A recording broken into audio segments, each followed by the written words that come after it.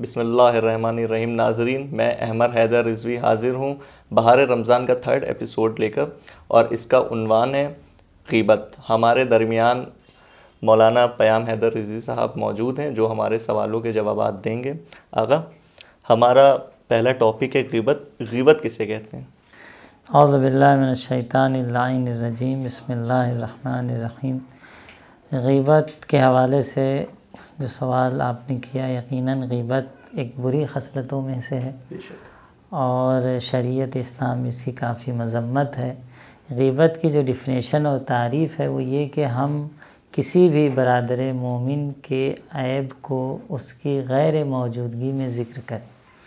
اب اس میں کن موارد میں ذکر کیا جا سکتا ہے اس کا انشاءاللہ ذکر آپ کے سامنے کریں گے، لیکن کسی بھی مومن کے عیب کو ذکر کرنا، اور ایسا عیب جس سے اگر اسے اطلاع ہو کہ آپ نے بیان کیا تو وہ اس سے ناراض ہوگا، اس سے کراہیت رکھتا ہے کہ کیوں میری یہ بات آپ نے دوسروں کے سامنے بیان فرمائی، تو اس کو غیبت کہا جاتا ہے. غیبت کی حدیث و روایت میں سخت مذمت ہے اور اتنا عظیم و گناہان کبیرہ میں سے اس کو شمار کیا گیا ہے، بلکہ روایات میں یہاں تک ملتا ہے کہ ایاک والغیبہ فإن الغیبۃ اشد من الزنا، کہ غیبت سے پرہیز کریں کہ بے شک غیبت کا جو گناہ ہے وہ زنا سے بھی بدتر ہے. تو کہنے کا مقصد ہے کہیں نہ کہیں یہ برائی اتنی زیادہ نقصان دہ ہمارے معاشرے کے لیے کہ اسلام نے اس کی سخت مذمت کی.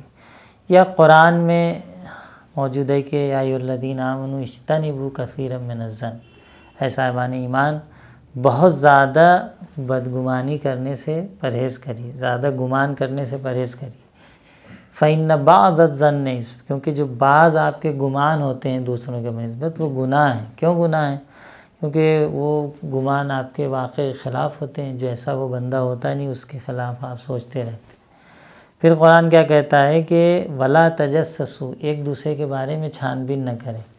ہم لوگ تو کوشش کرتے ہیں فلاں کب آیا، فلاں کہاں گیا، کیا کر رہا ہے، جبکہ اسلام و قرآن کیا کہہ رہا ہے کہ چھان بین نہ کریں. ولا تجسسوا، معلومات و چھان بین نہ کریں کہ کیا کر رہا ہے، جیسے کہ دوسرے کے بارے میں خبر لیتے رہنا اور ایک تجسس لگائے، کچھ لوگوں کی عادت ہوتی ہے. اسلام میں سخت اس کی مذمت ہے. ولا یغتب بعضکم بعضا، بعض کی غیبت بھی مت کریں. اب دیکھیے غیبت کے جتنے مقدمات ہیں، یعنی جہاں سے غیبت کی شروعات ہوتی ہے ان چیزوں کو بھی اسلام نے منع کر دیا. غیبت کی شروعات کہاں سے ہوتی ہے؟ پہلے آدمی بدگمانی کرتا ہے کہ فلاں کچھ کر رہا ہے، کچھ غلط کر رہا ہے، پھر چھان بین کرتا ہے کہ واقعاً کچھ ایسا غلط کر رہا ہے یا نہیں کر رہا ہے. پھر جب اسے یقین ہو جاتا ہے کہ ہاں کر رہا ہے تو پھر اب دوسروں سے بتانا شروع کرتا ہے. تو اسلام نے پہلے ہی اسٹیپ سے آپ کو روک دیا کہ بدگمانی کرنے کی ضرورت نہیں ہے. ٹھیک ہے، بدگمانی ہے، ذہن ہے، آ جاتا ہے خیال کہ لگ رہا ہے کچھ غلط ہو رہا ہے، تو تجسس نہ کرو، وہ بھی منع کر دیا ہے. چلیے تجسس کر لیا، پتہ چل گیا، تو اب غیبت نہ کرو. یعنی ہر اسٹیپ پہ آپ نے اسلام نے آپ کو روکا ہے. تو آپ سمجھ سکتے ہیں غیبت کتنی بد چیز ہے اور کتنی اس کی مذمت ہے اسلام میں عزیزوں. اور پھر قرآن کہتا ہے کہ ولا یغتب بعضکم بعضا، بعض کی غیبت نہ کریں. ایحب احدکم ان یاکل لحم اخیہ میتا فکرہتموہ، غیبت کرنا اپنے بھائی کے گوشت کھانے کے برابر ہے. آسان بات نہیں ہے. گویا آپ اپنے برادر ایمانی کا گوشت کھا رہے ہیں. کیوں گوشت سے کھانے سے تشبیہ کیا گیا ہے؟ کیونکہ جب گوشت وہ چیز ہے جو انسان کے اسکلیٹ میں، انسان کے بدن میں انسان کی خوبصورتی کا باعث ہے، انسان کی زینت کا باعث ہے. اگر انسان کے بدن سے گوشت ہٹا لیا جائے، سامنے ڈھانچہ کھڑا کر دیا ہے تو لوگ دیکھ کے بھاگ جائیں گے. بھاگیں گے؟ نہیں بھاگیں گے. لیکن یہ انسان جب گوشت و پوست کے ساتھ اسا جو سور کے تیار ہوتا ہے تو ہر انسان دیکھنا چاہتا ہے کہ کیسا ہے. تو یہ گوشت کیا ہے؟ انسان کی خوبصورتی کا ایک آئیڈیل ہے، خوبصورتی کی ایک علامت ہے جسے کہہ لیتے ہیں، جس سے انسان کا وجود ظاہر ہوتا ہے کہ انسان کو اللہ نے کیا بنایا. عیب ہوا یا کوئی اچھی خصلت اور کوئی اچھی خوبی انسان کے اندر جب پائی جاتی ہے تو وہ بھی اسی طرح سے ہے جیسے گوشت ہے، بدن پہ گوشت ہے تو خوبصورتی ہے، نہیں ہے تو نہیں ہے. تو اب آپ جب عیب بیان کرتے ہیں گویا اس کے بدن کا گوشت جب نکال رہے ہیں اس کو معاشرے میں گرا رہے ہیں، آپ معاشرے میں اسے پستی کی طرف لے جا رہے ہیں، اس کو داغدار کر رہے ہیں، اس کی شخصیت کو، اس کی آبرو کو. جس طرح تو اسلام نے کہا کہ گویا تم اس کا گوشت کھا رہے ہو، جب گوشت کھا لو گے تو وہ بد شکل و بدنما ہو جائے، اس طرح اس کی آبرو داغدار ہو رہی، اس کی شخصیت داغدار ہے. تو اسلام نے اس کی سخت مذمت کیا ہے، اور بہت ہی سخت الفاظوں میں روایات میں اس کی مذمت ہے کہ غیبت نہ کریں، اور غیبت کرنا اور غیبت سننا دونوں کی مذمت ہے. حدیث میں ملتا ہے کہ السامع للغیبہ کالمغتاب، جو شخص غیبت سن رہا ہے وہ بالکل اسی طریقے سے ہے کہ گویا غیبت کر رہا ہے. تو غیبت کرنا اور غیبت سننا دونوں کی اسلام میں مذمت ہے، سخت مذمت ہے. ہمیں چاہیے کہ ایسے گناہوں سے کہ جس کا قرآن نے اور احادیث میں عذاب اور سختی سے مذمت کی، ان چیزوں سے پرہیز کریں، ان کا عذاب بہت سخت ہے. اور یہ سوچنا کہ بس ٹھیک ہے اسلام کا دستور ہے، تو ایسا نہیں ہے. کل کو پوچھا جائے گا اور ایک ایک چیز کے بارے میں. حدیث ملتا ہے کہ جو شخص غیبت کرتا ہے اس کی نیکیاں اس کے نام اعمال میں چلی جاتی ہیں جس کی غیبت کی جا رہی. قیامت کے دن ایک شخص آئے گا، دیکھے گا میرے نام اعمال میں بہت سی نیکیاں لکھی ہوئی ہیں. تو جب اس کے سامنے اس کا نامہ اعمال پیش ہوا تو کہے گا یہ تو میرا نہیں لگ رہا، میں نے یہ اعمال انجام ہی نہیں دی. میں نے کب کو حج کیا، میں نے کب کو عمرہ کیا، میں نے کب زیارت کی، میں نے تو یہ کام ہی نہیں کیا. میں نے کب امام باڑہ بنوایا، میں نے کب مسجد بنوائی. اب اس کے مثال کے طور پر تو اس کے نام اعمال میں لکھا ہوا ہے.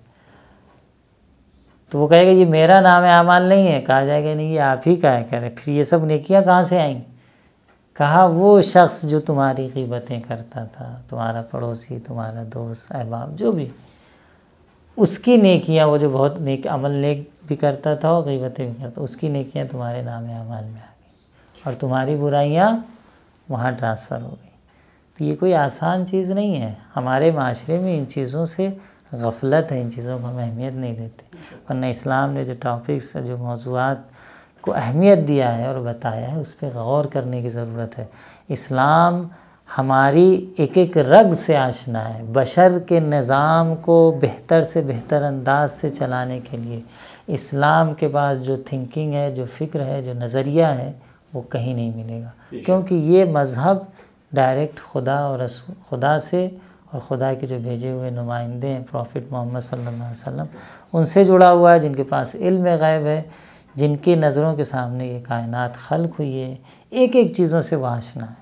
اسی لیے وہ حکمتوں کی باتیں وہ کر کے چلے گئے 1400 سال پہلے، جو آج بھی اگر کہیں بیان کی جاتی ہے تو انسان کہتا ہے کہ کیا بات ہے، کیا اس میں حکمت ہے، کیا عقل مندی ہے، اور کیا بہترین بات بیان ہوئی ہے. تو توجہ کرنا چاہیے، اسلام کی باتوں پہ توجہ کرنا چاہیے.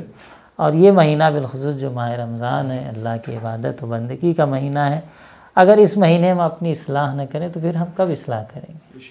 اگر اس مہینے میں اپنے کو نہ بنائیں، اپنے نفس کو پاکیزہ نہ بنائیں، اپنی اخلاقی خصلتوں کو، جو بری خصلتیں ہمارے اندر پائی جاتی ہیں، اگر ہم اسے اصلاح نہ کریں تو پھر کب کریں گے؟ یہ بہت اچھی فرصت ہے، ہمیں چاہیے کہ اس میں کوشش کریں. آغا، غیبت کب حرام ہے؟ ہم نے مذمت کی بات تو سنی ہے، لیکن اسلام میں مذمت بھی ہے، لیکن غیبت حرام کب ہے؟ دیکھیے غیبت حرام ہی ہے. صرف کہاں غیبت جائز ہے یہ ہم کہہ سکتے ہیں کہ غیبت کہاں پہ ہو سکتی. جیسے جھوٹ تھا، جھوٹ جو ہے حرام ہے. ایک دو مورد اسلام نے اجازت دی کہ وہاں آپ جھوٹ بول سکتے ہیں. اس طرح غیبت بھی ہے، غیبت حرام ہے. اور تمام مراجع آیت اللہ ثانی کے فتوے میں بھی منہاج الصالحین موجود ہے کہ غیبت حرام ہے. یعنی مومن کا وہ عیب بیان کرنا جس کے بیان کرنے سے وہ کراہیت رکھتا ہو. لیکن کچھ موارد ہیں کہ جہاں غیبت جائز ہو سکتی ہے. مثلا کہاں پہ غیبت جائز ہو سکتی ہے؟ جو شخص ظلم کر رہا ہے. اب ایک شخص ظالم ہے، ظلم کر رہا ہے، اگر ہم اس کے عیب کو بیان نہیں کریں گے تو وہ تو مزید ظلم کرے گا نا. پھر وہ اور ظلم کرے گا. اس کے عیب کو کوئی ذکر نہیں کر رہا ہے، کوئی بیان نہیں کر رہا ہے، جو بھی کر رہا ہے کرنے دیجئے. تو یہ تو ظلم میں مددگار ہم ثابت ہو رہے ہیں گویا. تو اگر کوئی ظلم کر رہا ہے تو اس کے ظلم کو بیان کیا جا سکتا ہے. کوئی کھلے عام گناہ کر رہا ہے، شراب پی رہا ہے، کھلے عام نماز نہیں پڑھ رہا ہے. نماز ایک ہوتا ہے کہ کبھی چھوٹ گئی، قضا ہو گئی، لیکن عام حالت میں اپنے کو وہ نمازی کہلاتا ہے۔ اب آپ نے کہا ارے میں نے دیکھا تھا وہ وہاں تھے، وہ نماز نہیں پڑھ رہے تھے، یہ غلط ہے، لیکن نہیں، بالکل تارک الصلاۃ ہے۔ یا کوئی اور گناہ ہے، کھلے عام شراب پینا یا کوئی بھی عام گناہ، کھلے عام جھوٹ بولنا سب سے، تو اگر کوئی شخص کھلے عام گناہ کر رہا ہے اور گناہ کو ظاہر کر رہا ہے تو پھر اس کی حرمت باقی نہیں رہتی، کیونکہ غیبت کی بنیاد یہ ہے کہ مومن کی ایک حرمت ہے، مومن کا ایک احترام ہے، آبرو اس کی احترام ہے۔ تو وہ جب خود اپنا احترام نہیں رکھ رہا ہے تو پھر ہم کیا اس کا احترام رکھیں؟